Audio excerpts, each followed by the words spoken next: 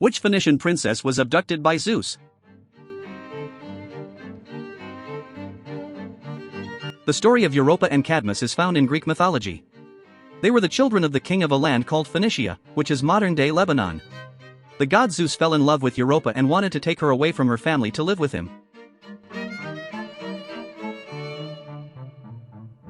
Europa was a beautiful Phoenician princess, known for her grace and charm. She was the daughter of King Agenor and Queen Telephassa, and she had several siblings, including her brother Cadmus. Europa was loved by her family and her people, and she lived a happy and peaceful life in Phoenicia. One day, as Europa was playing by the seashore, she caught the eye of the mighty god Zeus.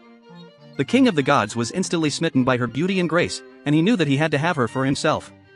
Determined to make Europa his own, Zeus devised a cunning plan to take her away from her home and family.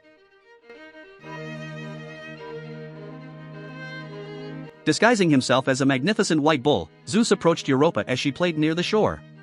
The bull was no ordinary creature, it was a manifestation of the powerful god himself, and it radiated an aura of majesty and allure.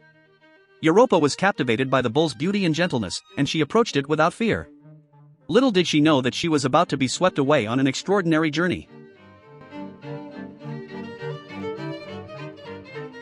As Europa reached out to touch the bull, Zeus seized the opportunity and swiftly carried her away on his back, galloping across the waves of the sea.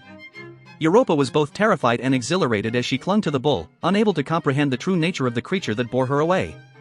She cried out for help, but her pleas were in vain. Zeus had taken her far from her home, and there was no one to hear her cries. Zeus carried Europa across the sea to the island of Crete, where he revealed his true form to her. Europa was astonished to find herself in the presence of the king of the gods, and she knew that her life would never be the same again.